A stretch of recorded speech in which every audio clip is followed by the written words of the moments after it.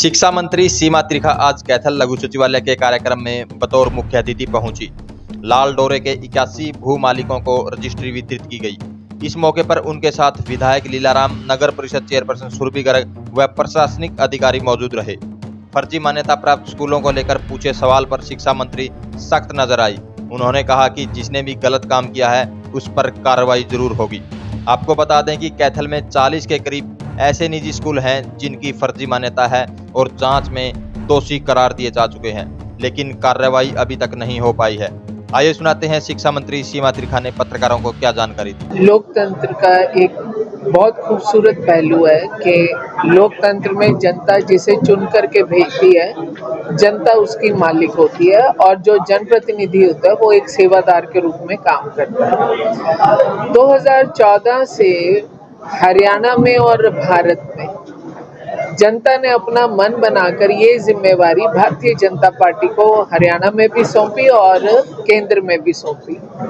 और आज दोनों ही मुखिया, मैं कहूँ तो नरेंद्र भाई मोदी जी भी, आदरणीय नायब सिंह सैनी जी भी और उनसे पहले मनोहर लाल जी भी, जनता के हर दुख सुख का साथी बनते हुए उनकी हर कमी जो उनके परिवार में, उनके व्यापार में मैं बोलूं, और उनकी जीवन यापन में जो एक सरकार का सरोकार होता है उसे पूर्ण निष्ठा के साथ पूरा करने का प्रयास कर रहे हैं। आज आदरणीय नायब सिंह सैनी जी के माध्यम से वो तमाम लोग जो आज तक अपने जमीन के मालिक नहीं थे, पीढ़ियों से उस घर में रहते आ रहे थे, पीढ़ियों से वो दुकान का इस्तेमाल करते हुए आ रहे थे, आज आदरणीय नायब सिंह सैनी मुख्यमंत्री जी ने सब मालिकों को, जो हमारी सरकार के भी मालिक हैं, आज उनको मलकाना हक दिया है।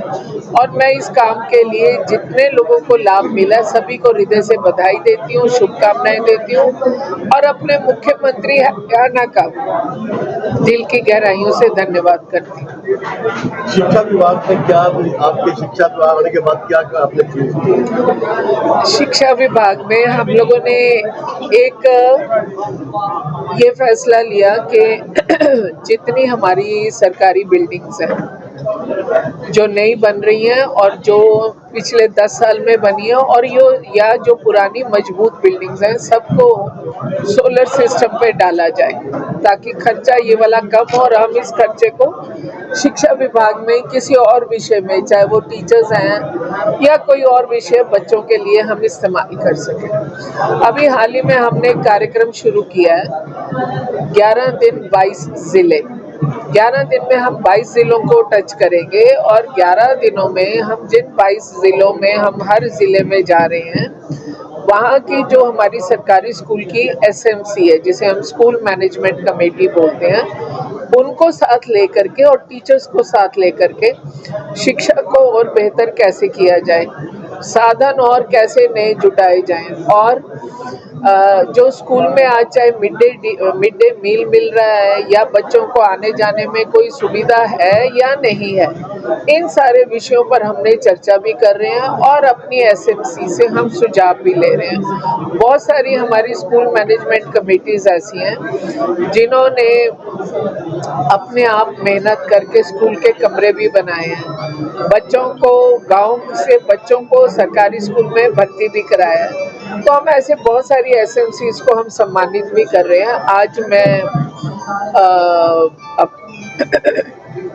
अभी सुबह कुरुक्षेत्र गई थी, सरकारी स्कूल में से 10 बच्चे हमारे नीट में और अलग अलग कॉमन एंट्रेंस एग्जाम में उत्तीर्ण होकर के आए हैं।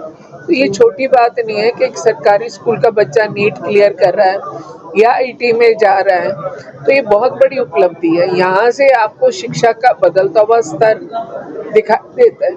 तो इन सब चीजों को लेकर के हम साथ चल रहे हैं। मैडम, शिक्षा नीति के तहत बाल वाटिकाएं बनाई गई है 6 साल से कम बच्चों के लिए, लेकिन उन बाल वाटिकाओं ना तो कोई नया टीचर आया है, ना बच्चों के लिए कोई खेल कूदने का सामान आया, ना कोई अलग से स्टाफ है। अभी इन सब चीजों की व्यवस्था की जा रही है। हरियाणा में आज 14,500 स्कूल है और अभी जो हम है जहाँ कहीं कमी आ रही है, क्योंकि लोगों का विश्वास सरकार के प्रति बढ़ा है और इसी की वजह से हमारे पास आज 25 लाख बच्चों को हम ये सेवा दे रहे हैं।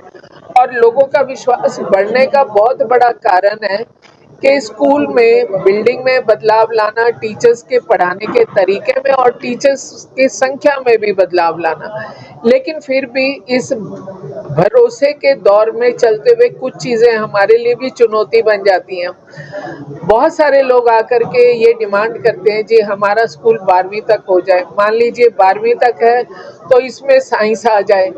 जितना हम इसे बढ़ाते जाएंगे पहले उसके लिए हमें इंफ्रास्ट्रक्चर और टीचर्स इन दोनों का प्रबंध करने की भी आवश्यकता है, जिसके लिए माननीय मुख्यमंत्री जी ने HKRM या अन्य किसी माध्यम से इसको पूरा करने का फैसला किया। मैडम जी, कैथल में 35 ऐसे निजी स्कूल मिले थे जिन्होंने फर्जी मान्यता ली थी, जिनमें DC और DO के फर्जी साइन पाए गए थे।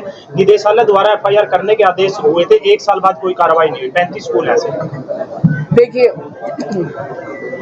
मैं इस पक्ष की हूँ, ये मेरा निजी विचार है जो मैं अभी बोलने जा रही हूँ। ये मैं, क्योंकि मैं मंत्री होने के नाते मैं खुद में भी तो हूँ ना भाई, मेरे को भी तो दुनिया कैसी दिखती है मैं उस हिसाब से बात कर रही हूँ। जिस व्यक्ति ने किसी भी अधिकारी के नकली साइन किए हैं, फर्जी साइन किए हैं, तो उस बंदे पर उस फॉर्जरी की कार्रवाई होनी चाहिए कि इसने अधिकारी के नकली साइन किए हैं। लेकिन उस नकली साइन के बावजूद यदि उस स्कूल में 100 बच्चा भी पढ़ रहा है, उस 100 बच्चे के भविष्य को दांव पे लगाना सही बात नहीं है। जिसने वो गलत काम किया उसके ऊपर यथा उचित कानूनी कार्रवाई 1 साल पहले निदेशालय ने लिखा था मैम, आज तक कोई कार्रवाई नहीं हुई। होनी चाहिए। मैं तो बोल रही हूँ क्या कुछ निर्देश अधिकारियों को दिए जाएंगे? अगर ऐसा कोई है तो मैं इनसे पता करूंगी कि अगर ऐसा है तो उसके सिग्नेचर्स की कार्रवाई होनी चाहिए। देखिए, स्कूल्स में आज इतने सारे बच्चे हैं, अगर आप 14,500 तो मैं सरकारी स्कूल बता रही हूँ, गैर सरकारी संख्या इससे भी बड़ी होगी। और हर स्कूल ने कुछ बच्चों को तो समेट ही रखा है।